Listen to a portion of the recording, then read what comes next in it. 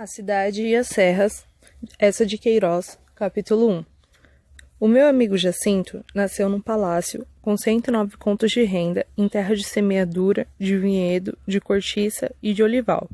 No Alentejo pela Extremadura, através das duas beiras, densas sebes ondulando por colina e vale, muros altos de boa pedra, ribeiras e estradas delimitavam os campos desta velha família agrícola, que já entulhava grão e plantava cepa. Em tempos de El-Rei, Dom Dinis, a sua quinta e casa senhorial de Torbes, no Baixo Douro, cobriam uma serra entre o Tua e o Tinhela, por 5 fartas léguas.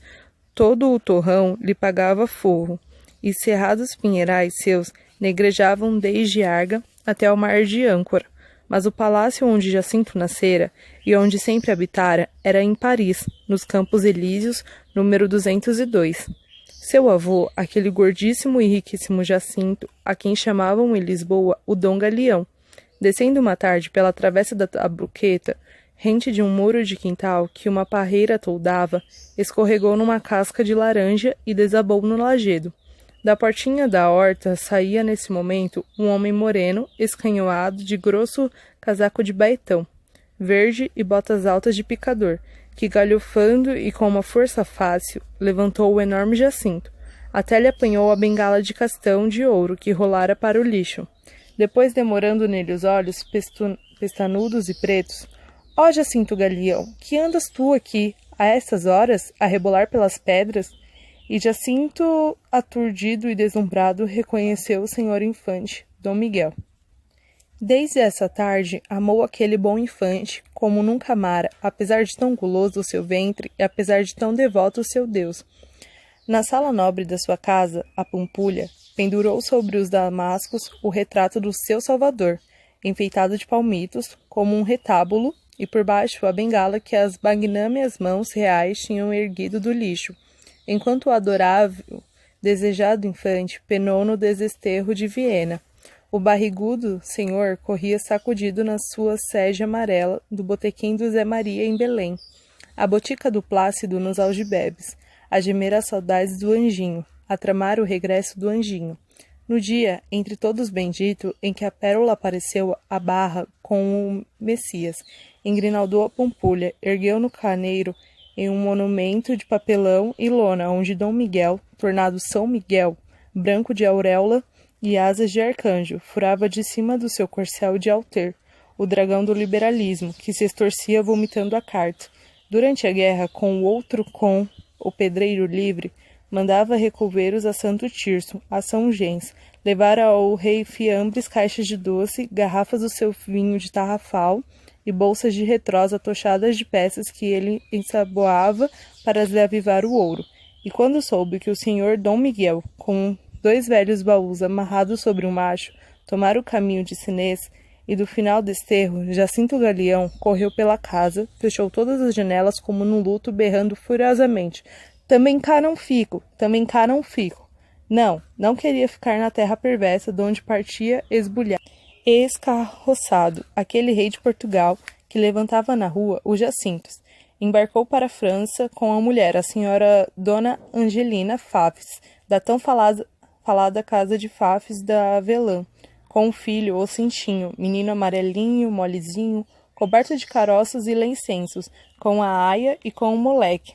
Nas costas da Cantábria, o paquete. Encontrou tão rijos mares que a senhora Dona Angelina, esguedelhada de joelhos na enxerga do beliche, prometeu ao senhor dos Passos de Alcântara uma coroa de espinhos de ouro, como as gotas de sangue em rubis do Pego, em Baiona, onde arribaram.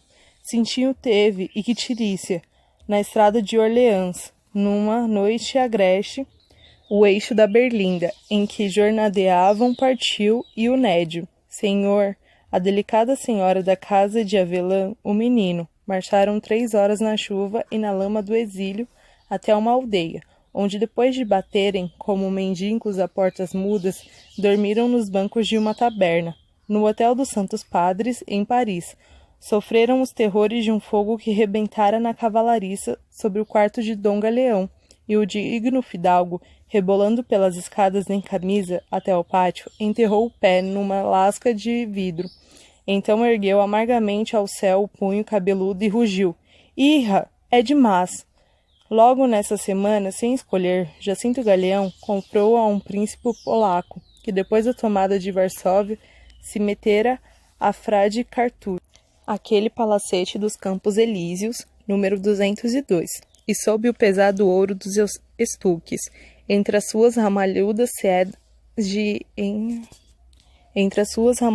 sedas se enconchou, descansando de tantas agitações, numa vida de pachorra e de boa mesa, com alguns companheiros de emigração, até que morreu de indigestão, de uma lampreia de escabeche que lhe mandara o seu procurador em Montemor. Os amigos pensavam que a senhora Dona Angelina Fafis voltaria ao reino, mas a boa senhora temia a jornada, os mares, as caleças que racham, e não se queria separar do seu confessor, nem do seu médico, que tão bem lhe compreendiam os escrúpulos e as asas. Eu, por mim, aqui fico no 202, declarara ela, ainda que me faz falta a boa água de Alcolena. O cintinho, esse, em crescendo que decidida. O cintinho crescera, era um moço mais esguio e lívido que um círio, de longos cabelos corredios, narigudo, silencioso, encafuado em roupas pretas, muito largas e bambas, de noite sem dormir, por causa da tosse e de sufocações. Errava em camisa com uma lamparina através do 202. Os criados na copa sempre lhe chamavam a sombra. Nessa sua mudez e indecisão de sombra surgira, ao fim do luto do Papa, o gosto muito vivo de tornear madeiras ao torno. Depois, mais tarde, com a melada flor dos seus 20 anos, brotou nele outro sentimento, de desejo e de pasmo, pela filha do desembargador velho, uma menina redondinha com uma rola, educada num convento de Paris, e tão habilidosa que esmaltava, dourava, consertava relógios e fabricava chapéus de feltro. No outono de 1851, quando já se desfolhavam os casteiros dos Campos Elíseos, o cintinho cuspilhou sangue, o médico, acarinhando o queixo e com uma ruga séria na testa imensa, aconselhou que o menino abalasse para o Golfo Juan, onde para as tépidas areias de Arcachon. Cintinho, porém, no seu aferro de sombra, não se quis arredar da Terezinha velho, de quem se tornara, através de Paris, a muda sombra. Com uma sombra, casou, deu mais algumas voltas ao torno, cuspiu um resto de sangue e passou como uma sombra. 3 meses e 3 dias depois do seu enterro, o meu Jacinto nasceu.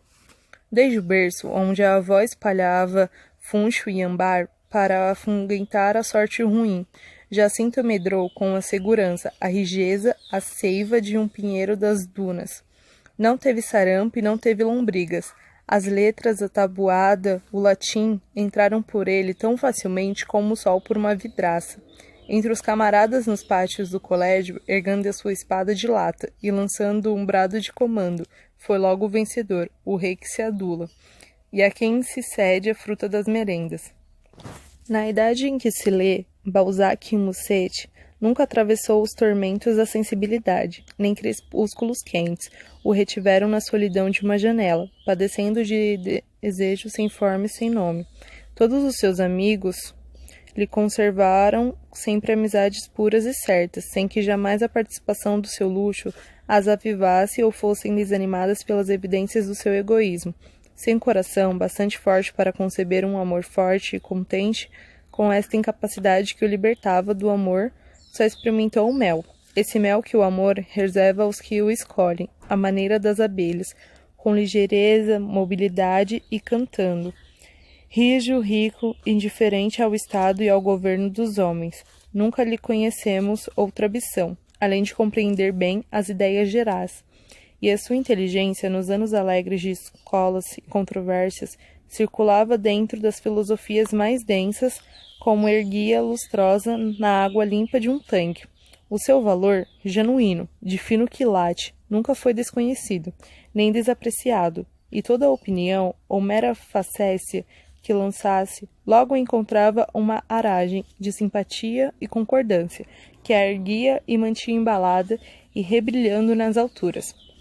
Era servido pelas coisas com docilidade e carinho, e não recordo que jamais lhe estalasse um botão da camisa, ou que um papel maliciosamente se escondesse dos seus olhos, ou que ante a sua vivacidade e pressa uma gaveta pérfida emperrasse. Quando um dia, rindo com um descrido riso de fortuna e da sua roda, comprou a sacristão espanhol um 10º de loteria, logo a fortuna, ligeira e ridente sobre a sua roda, correu num fulgor, para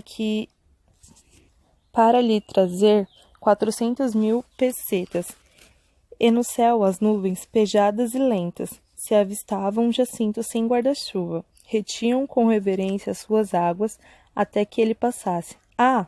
O ambar e o funcho da senhora Dona Angelina tinham escarroçado do seu destino, bem triunfalmente e para sempre, a sorte ruim. A amorável avó costumava citar um soneto natalício do desembargador Nunes Velho, contendo um verso de boa lição.